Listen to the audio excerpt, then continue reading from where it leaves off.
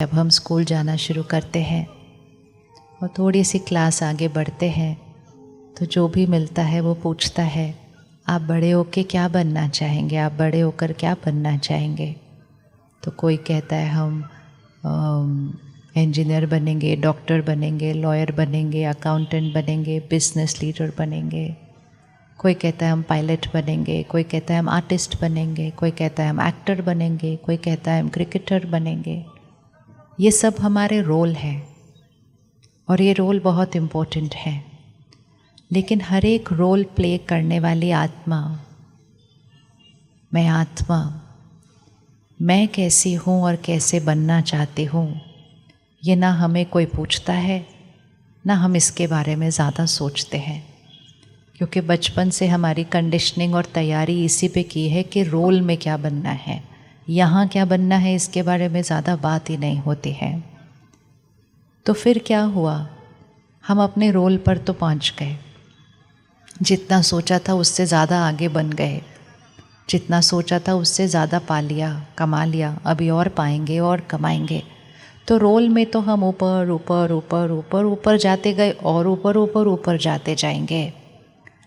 लेकिन अगर हम सिर्फ पिछले 10-20 सालों को मुड़कर देखें तो सोल में, मतलब आंतरिक शक्ति में, हम पिछले कुछ सालों में ऊपर गए हैं, अर्थात आंतरिक शक्ति बढ़ी है, या लगता है कि थोड़ी सी आंतरिक शक्ति घटी है। क्या लगता है, किसको लगता है आंतरिक शक्ति थोड़ी सी बढ़ी है पिछले कुछ सालों में, और किसको लगता है थोड़ी सी घटी है पिछले कुछ सालों में? वो बाकियों को कुछ भी नहीं लगता, वहीं के वहीं जहाँ थी। अच्छा, किस किस को जीवन में खुशी चाहिए? अब ज़रा मुड़ के इधर ना, हाथ उठा के रखना, हाथ उठा के रखना, और थोड़ा इधर उधर देखना कि कितने लोगों ने हाथ उठाया, आगे पीछे, लेफ़्ट राइट, जरा एक बार ध्यान देखना।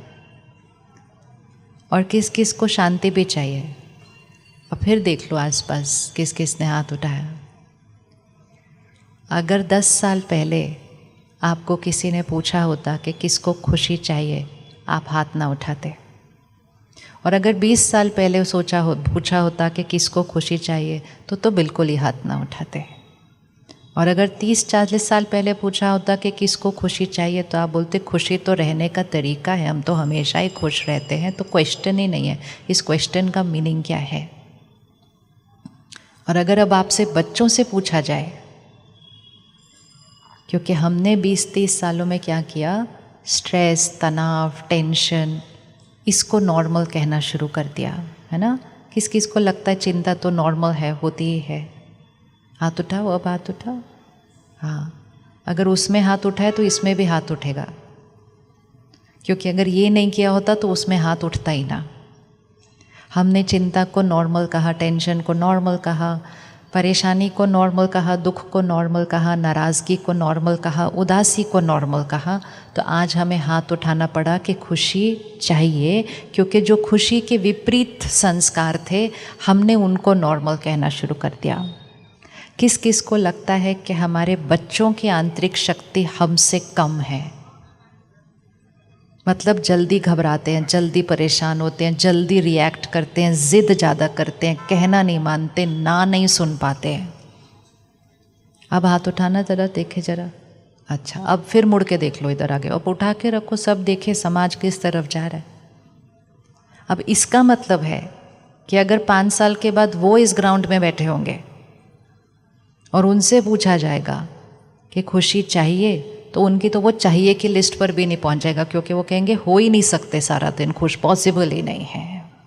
हम तो फिर भी पता है कि पॉसिबल है, तो चाहिए की लिस्ट में तो हाथ उठा रहे हैं ना कम से कम। तो इसलिए आज हमारी एक जिम्मेवारी बनती है। पिछले 10-20 सालों में बहुत मेहनत की, और जिसने भी आपसे पूछा क्यों इतनी मेहनत कर रहे हो, तो आपने कहा बच्चों को खुशी के लिए मेहनत कर रहे हैं। राइट है रॉन्ग? बच्चों की खुशी के लिए मेहनत कर रहे हैं, परिवार को खुशी देने के लिए मेहनत कर रहे हैं। और वो सारी मेहनत हमने कहाँ की? हमने बाह्य की, जो कि बहुत इम्पोर्टेंट थी। लेकिन अगर फिर पिछले 20 साल में मुड़ के देखें, जिस खुशी के लिए हम मेहनत कर रहे थे वो खुशी बढ़ने की जगह घट गई। हाँ, हमारे घर बड़े हो गए, राइट। घर बड़े हो गए, साधन ज़्यादा आ गए, एक एक चीज़ जो बचपन में हमें मेहनत करनी पड़ती थी, आपके बच्चों को तो पैदा होते ही मिल गई सबको वो सब कुछ। हमें धीरे धीरे मिली थी, उनको पैदा होते ही सब कुछ मिल गया साधन। तो हम पिछले 20-30 साल में एक्चुअली खुशी के लिए मेहनत नहीं कर रहे थे, हम साधनों के लिए मेहनत कर रहे थे। हम धन कमा रहे थे कि जो कि बहुत ज़रूरी है, बहुत ज़रूरी है, लेकिन हम साधनों की मेहनत कर रहे थे, धन कमा रहे थे, हम नाम मान शान कमा रहे थे, हम अपने ओहदों में ऊपर जाते जा रहे थे।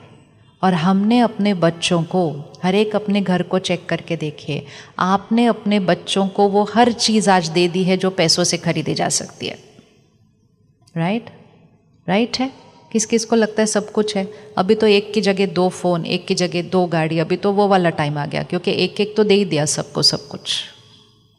लेकिन एक चीज़ है जो पैसों से नहीं खरीदी जा सकती है। कौन सी चीज़ पैसों से नहीं खरीदी जा सकती?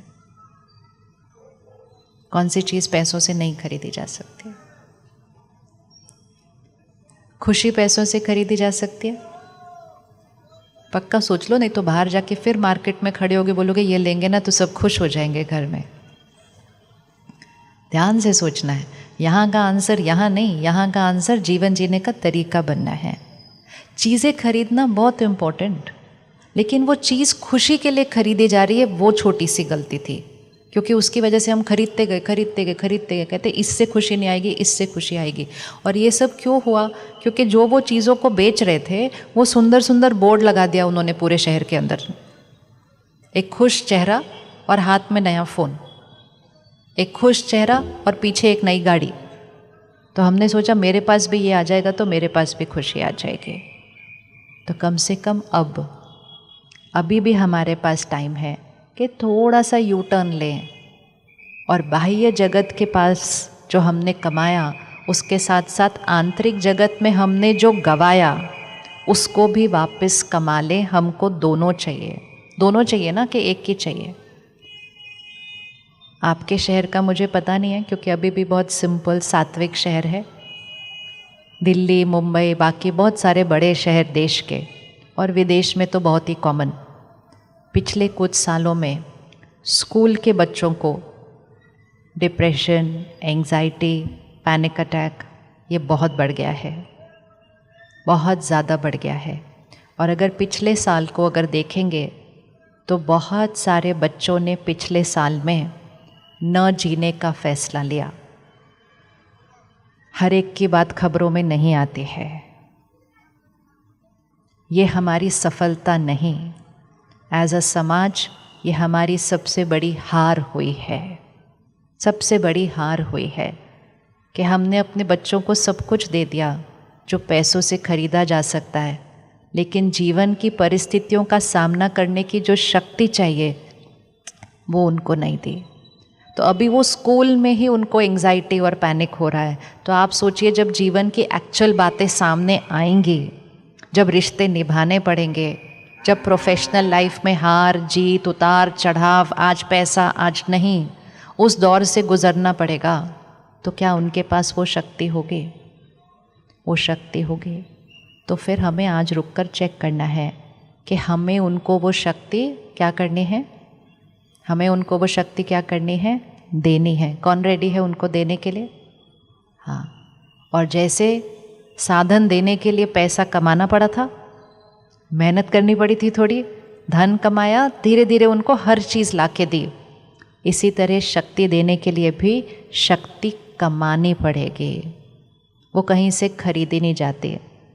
हम जब पेरेंट्स को मिलते हैं जिनके बच्चे किसी चीज़ से गुज़र रहे हैं, इस तरह से ऐसा लगता है कि उनको अपने पूरे जीवन पर क्वेश्चन मार्क आ गया है, क्योंकि उनको ऐसा लगता है कि हमने इतनी मेहनत की, आज हमारे बच्चे को जिस चीज़ की ज़रूरत है हम वो उसको नहीं दे पा रहे हैं। सारा धन, फ़ोन के ऊपर सारे कॉन्टैक्ट नंबर्स, कोई भी उस समय आकर आपके बच्चे की घबराहट को ठीक नहीं कर सकता है। उसको ठीक कर सकती है सिर्फ घर के वातावरण की शक्ति, क्योंकि क्यों बढ़ गया ये सब तनाव और चिंता और घबराहट? क्योंकि पिछले 20-30 सालों में हमारे हाथ में आ गए नए नए खिलौने। आए ना खिलौने नए नए, कौन कौन एडिक्टेड है अपने नए नए खिलौनों से? अब तो खैर वो नए भी नहीं रहे, पुराने भी बहुत हो गए। किस किस को लगता है हमें एडिक्शन है फ़ोन की? जरा हाथ उठाएं, देखें क्या स्टेटस। इतने थोड़े हाथ तो हो नहीं सकते। ये अलग बात है, हमें पता ही नहीं है कि एडिक्शन है या नहीं है। एडिक्शन है ये कैसे पता चलेगा? डिसाइड किया कि 1 घंटा उसको हाथ नहीं लगाना, फिर भी कुछ मिनटों के बाद हाथ उधर ही जाता है। सोचा था ये वाली चीज़ नहीं देखनी, फिर भी देखने बैठ जाते हैं। सोचा था सिर्फ सोने से पहले 5 मिनट फ़ोन देखेंगे, कब आधा घंटा बीत गया पता नहीं चलता है। सुबह उठकर भगवान को शुक्रिया करने से पहले पहले फ़ोन पर देखते हैं किसी का मैसेज आया है और दुनिया को गुड मॉर्निंग विश दे लेते हैं। खाना खाते समय भी फ़ोन यूज़ करते हैं, सोने से पहले भी फ़ोन यूज़ करते हैं। बच्चे सामने बैठे हैं और हम फ़ोन पे हैं। ये सारी साइन है कि हम उस छोटे से खिलौने से क्या हो चुके हैं? एडिक्ट हो चुके हैं। लेकिन फिर भी हमारी एडिक्शन पता है कब हुई? 20-25 साल की एज के बाद। तब भी हमारी स्थिति थोड़ी सी हिली हुई है। उनके ऊपर प्रभाव ज़्यादा पड़ा है क्योंकि उनकी एडिक्शन कौन सी एज से शुरू हुई? उनकी एडिक्शन कौन सी एज से शुरू हुई? बताइए। 15 साल की एज से, 10 साल की एज से, 5 साल की एज से? किस किस के घर में 2 साल के बच्चों के पास भी फ़ोन आ जाता है ऐसे हाथ में? कौन कौन अपने बच्चों को फ़ोन के साथ खाना खिलाते हैं या टीवी के साथ खाना खिलाते हैं? आजकल मुझे पेरेंट्स ऐसे मिलते हैं, कहते हैं हमें नहीं पता लेकिन मेरे बच्चे को पता है ये एप्लीकेशन कैसे खोलनी है मेरे फ़ोन के ऊपर। और सबसे इम्पोर्टेंट फेज़, जब से उनके अंदर ये एडिक्शन शुरू हुई, और क्यों उनके पास वो एडिक्शन है? क्योंकि उनकी एडिक्शन गर्भ से शुरू हुई थी। जब वो गर्भ में थे ये एडिक्शन तब से शुरू हुई थी। तो ऑब्वियसली उनकी आंतरिक शक्ति हमारे से बहुत कम होने वाली है, क्योंकि वो गर्भ से एडिक्शन उस खिलौने के साथ लेकर आए हैं और बड़े भी उस खिलौने के साथ ही हो रहे हैं सारा दिन देखते हुए। अब आप कितना भी चाहें, आप जाकर उनसे वो खिलौना नहीं ले सकते हैं, वो पॉसिबल नहीं है। लेकिन आप अपने घर के वायुमंडल में इतनी शक्ति क्रिएट कर सकते हैं जिससे उनकी शक्ति बढ़ेगी और उनकी शक्ति बढ़ाकर वो अपनी एडिक्शन पर काबू पाने का प्रयास करना शुरू करेंगे। लेकिन सबसे पहले एडिक्शन किसको छोड़नी पड़ेगी? फिर किसको छोड़नी पड़ेगी? चलो आज का पहला होमवर्क ही देख लेते हैं, क्योंकि जो आपके संस्कार होंगे वो ही आपके घर में रेडिएट करते हैं, हवा के अंदर होते हैं वो। आपका बच्चा स्कूल सारा दिन जा रहा है, कॉलेज सारा दिन जा रहा है, उसके पास अलग एक संग का प्रभाव है बहुत बड़ा। अभी तो आप आने वाले 2, 4, 5 सालों में देखो वो संग का प्रभाव कहाँ लेकर जाने वाला है। इसीलिए उनको बचाने के लिए, संभालने के लिए, शक्तिशाली बनाने के लिए एक ही तरीका बचा है, सिर्फ एक, और वो है घर के वायुमंडल की वाइब्रेशन को बहुत शुद्ध करके ऊपर उठा देना। लेकिन वो कौन करेगा? वो करना होगा हमें। रेडी करने के लिए थोड़ी सी मेहनत करनी पड़ेगी, ऐसे ही नहीं हो जाएगा। सिर्फ ये सोचने से नहीं हो जाएगा, ये थोड़ी सी मेहनत करनी पड़ेगी। धन कमाने के लिए 10-10 घंटे काम करते हैं सारा दिन, ये शक्ति कमाने के लिए भी थोड़ी सी मेहनत करनी पड़ेगी। अब हाथ उठाओ, कौन रेडी है? फिर बात करते हैं कि करनी है कि नहीं करनी। Very good. अब भी मुड़ के साथ सब देख लो एक दूसरे का हाथ के, सब रेडी है। घर बदल जाएगा, शहर बदल जाएगा, देश बदल जाएगा, दुनिया बदल जाएगी, कलयुग से सतयुग आ जाएगा अगर हम सिर्फ उस पर ध्यान देना शुरू करें। एक मकान है, उस मकान के पीछे भी एक बगीचा है, उस मकान के आगे भी एक बगीचा है। होता है ना, पीछे भी एक गार्डन है, आगे भी एक गार्डन है। आगे का जो बगीचा है ना, वो सबको दिखाई देता है, हमें भी दिखाई देता है। आते जाते हम उस बगीचे को क्रॉस करते हैं, तो हम उस आगे के बगीचे पे बहुत सारा टाइम स्पेंड करते हैं, उस पर बहुत मेहनत करते हैं। वो आगे का बगीचा है शरीर का स्वास्थ्य, वो आगे का बगीचा है मेरा परिवार, मेरे रिश्ते, वो आगे का बगीचा है मेरा घर, मेरे घर के साधन, वो आगे का बगीचा है मेरा काम, कारोबार, मेरा औहदा, मेरा धन। वो है आगे का बगीचा। पीछे का बगीचा है मेरे मन की स्थिति, मेरे संस्कार। उसकी तरफ ना कोई और देखता है, ना हम रुक कर कभी उसको देखते हैं। और हमने सोचा कि आगे का बगीचा जब इतना सुंदर बन जाएगा तो पीछे का बगीचा तो अपने आप ही अच्छा हो जाएगा। मतलब मेरे पास धन आएगा, नाम आएगा, मकान आएगा, तो खुशी तो अपने आप ही आ जाएगी। तो फिर वैसे भी हम पीछे के बगीचे की तरफ ज़्यादा गए नहीं। हम जब किसी को कहते थे, अब तो फिर भी लोग स्वीकार करते हैं, कोविड से पहले किसी को कहते थे 15 मिनट 10 मिनट सुबह होकर उठकर मेडिटेशन करो, साइलेंस में बैठो, तो कहते थे मरने की भी फुर्सत नहीं है, आप बोलते हो सुबह सुबह 10 बजे ऐसे 10 मिनट ऐसे बैठ जाओ। तो हमने सोचा ये वेस्ट ऑफ टाइम है, ये कौन ऐसे ऐसे खाली बैठ जाता है सुबह सुबह। अर्थात पीछे के बगीचे में कौन जाता है, यहाँ को देखने के लिए क्या ज़रूरत है, यहाँ मेहनत करो, यहाँ मेहनत करो, यहाँ मेहनत करो, ये तो अपने आप हो जाएगा। आज अपने आप से एक सवाल सिर्फ पूछिए, ये होगा नहीं लेकिन फिर भी पूछिए, अगर आपका धन थोड़ा सा कम हो जाए, अगर आपका नाम औधा थोड़ा सा कम हो जाए, लेकिन आपके घर में सुकून आ जाए, आपके घर में हर एक स्वस्थ हो जाए और आपके रिश्ते बहुत मजबूत हो जाएं, तो क्या आपको वो पसंद होगा, या आपको सिर्फ पसंद है कि बाहर की चीज़ें ज़्यादा आ जाए, बाकी तीनों चीज़ें हिली रहें?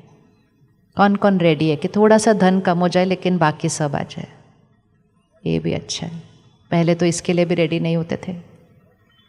और वास्तविकता ये है कि जब आपका मन शक्तिशाली होगा और तन स्वस्थ होगा और घर के रिश्ते अच्छे होंगे, तो बाहर का आपका धन कम हो ही नहीं सकता। अभी जितना है उससे भी ज़्यादा बढ़ जाएगा, क्योंकि आप खुश और स्वस्थ जाएंगे अपने काम कारोबार के ऊपर। कैसे कम हो सकता है? वो कम होगा ही नहीं। इसका मतलब अब इसको देखिए, फिर से पीछे का बगीचा, आगे का बगीचा। अगर आगे का बगीचा सुंदर है तो पीछे का अच्छा हो जाएगा, ये हमारी भ्रांति थी कि बाहर सब कुछ मिल गया तो खुशी तो अपने आप आ जाएगी। नहीं हुआ, करके देख लिया 20 साल में। अब ऑपोजिट करके देखते हैं। अगर पीछे के बगीचे में आधा घंटा जाएंगे और अगर मन स्वस्थ होगा, तन स्वस्थ होगा, तो आगे का बगीचा तो अपने आप ही और सुंदर हो जाएगा। होगा या नहीं होगा? मानते हैं होगा कि नहीं होगा? इसका मतलब आगे के बगीचे का पीछे पे असर नहीं पड़ने वाला था, पीछे के बगीचे का आगे पर असर पड़ने वाला था। हमें दोनों जगह टाइम देना था। हमने 24 घंटे यहाँ दिया, हमें 24 घंटे पीछे नहीं देना है। हमें सिर्फ 24 घंटे में से आधा घंटा पीछे देना है, 23.5 घंटे आगे देने हैं। लेकिन वो आधा घंटा जो हम पीछे देंगे वो आगे वाले बगीचे को पूरी तरह बदल देगा।